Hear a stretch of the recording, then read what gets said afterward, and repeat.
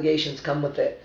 You know, you have to prove yourself and you have to be a role model and shit like that. And you know, it's like, and the society's confined mental restrictions of like what a role model is. I just got in a fight with some lady the other day. Her daughter is a student here, and she happened to have a problem with my personal ethics and what I think is right and wrong. And oh, you're wrong. I said, lady, just get out of here. You know what I mean? Get out of here. I want you to decide what's right and wrong for me, man. I didn't sign up for that. She's like, I was paying you to be a good role model. I said, well, you picked the wrong dude. I'm getting paid to teach people how to fight, and I do that real well. To get people in shape, I do that real well. And teach men how to pick up women. I do that real well. That's what I get paid for. Done. Those things I do really well, and that's what I get paid for. Anything else is just your own interpretation of who I should be. Forget it.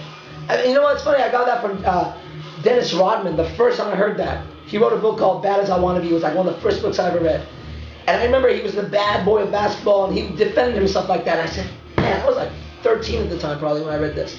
And it made so much sense. He said, don't worry about my personal life. When I get on the court, I get the rebounds, and I'm a great basketball player. Judge me based on that when it comes to basketball. Right. And that was powerful because I used that in my life, and I mean that. In my profession, judge me by my profession. In my life, well, damn, everyone's got, you know, skeletons in their closet. I'm just maybe more vocal about it. Sure. So no judgment there. That's excellent. Honestly, now we're just gonna go into what you're currently working on. What you would want to talk about. A recap of what you're doing. What's coming up for Arash? This on October 15th, so I don't know when this is going to air. October 15th, I'm doing a show at one of the most prestigious nightclubs in San Jose called Pearl Nightclub. It's huge, it's beautiful, and I'm putting together a show called what's it called? Arash Dibazar presents the NorCal Striptease and Bikini Battle. It's hot, and it's deeper than what people expect, man. It's not what you just see. There's depth behind it. There's a story of Dionysus, an old god, and this I'm gonna put this on stage with beautiful women, just gorgeous women. There's gonna be singing and dancing and lap dancing, and that's Saturday, Friday, the 15th. Mm-hmm. And you have promotions how often? I don't know. This is gonna be done. I'm gonna do something Saturday. Then I'm free, so I'm gonna get with some club owners and have some new ideas. I'm gonna throw them out. Whoever catches it, you know, sure, I'll do it. As an art, it's paying respect to my original mentor and teacher, Manu Tupow, Prince of Fiji. He was a master of theater. He's now dead 6 years now or gone, and he's the strength behind everything I do because he's my original teacher.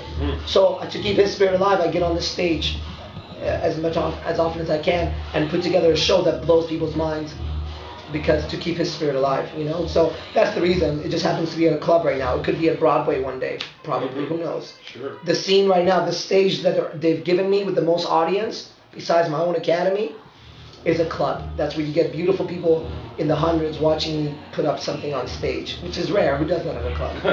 Yeah, I do. You want to talk a little bit about Second Karma? Oh yeah, it's a reality show. Man, this is hot. You gotta check it out.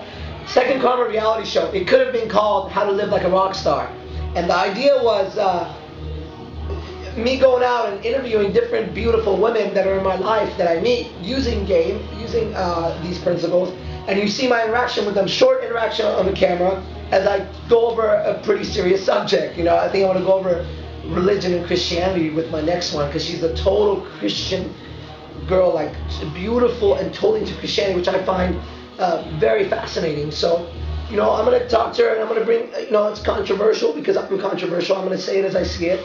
But then it's fun because you get this interaction with this gorgeous girl with this guy who understands girls, this dynamic. And every 2 months, the new season. And I have a contest for a girl to win the Second Karma girl. She wins $1,000 cash. She gets a party thrown in her name and possibly a calendar shoot, depending on how hot she is. Every 2 months that happens. So the contest started last night. In fact, I think one of the girls, or some of the girls, will be involved in this, working with your magazine at some point, possibly for the contest. And the contest ends every 2 months, and the season ends every 2 months. So it's hard to describe any more than I did, but you gotta watch it. It's fun, it's sexy, it's hot, and it's in your face. You know, it's an in your face kind of thing. I don't pull any punches, so we'll see. And where can you see that? On secondkarmarealityshow.com, all one word, 2ND KarmaRealityShow.com. Got it. Or just find me on Facebook, Arash Dibazar, Dibazar, and then through there you can see everything that happens in my life. Anything else you'd like to No add? Stalkers. No, no stalkers. I guess they come with the territory. Yes, sir. Where do you see the future of Arash? I'm going to say what Tupac said, and hopefully I don't have his destiny, but I might. So I'll just say it as it is, as it comes in my mind. When I heard Tupac say this, I knew it was true for me. He said, in 10 years, I'm either going to be dead, or I would have changed a piece of this world or the culture. And that's exactly where I see myself. In 10 years from now, I'm either dead because somebody couldn't take it anymore, or I'm going to change the way people view the culture slightly in my own way. And that's going to happen. So that's what the future is. It's going to be really bright either way, because even after I die, people are going to be looking at it and going, wow, now they're going to listen. But I'm going to try to keep myself alive as long as I possibly can. And that's where we're headed. And then the last question would be, what advice would you give to the next person that's trying to go in the same direction that you're going in? Yeah, I got some good advice on that I took myself that really pushed me to the next level. You know, if the person wants to make it, there's a few things. You gotta understand that each person is like a star in their own orbit, man. You gotta stay on your own orbit. You know what I mean? If Earth tried to get into Jupiter's orbit, we'd all die. It's its own organism, its own life source, just like each of us, on a smaller scale, but we're all connected in the bigger world. So you gotta really, really follow your own gut, intuition, heart, mind, whatever the words that make sense for you. You gotta follow your own instinct, and you gotta know that the universe and people will test you. That's so you earn your right to be who you are. I was tested like a motherfucker today. One of the worst days of my life, if you want to go into good and bad, which I'm trying to transcend. So one of the most challenging, dramatic days of my life started in the morning and it goes on until today. And every time it would happen, I was like, okay, at the end of this incident, I either earned my stripe to be who I am today, or I got to go back to the little bitch that I was, you know, before this happened. This is it.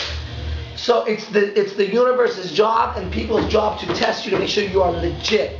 We wouldn't want our leaders, let's say the Buddha that came before us, or anybody that you believe in, that they would crumple under stress or crumple under opposition. These people have to overcome the most opposition.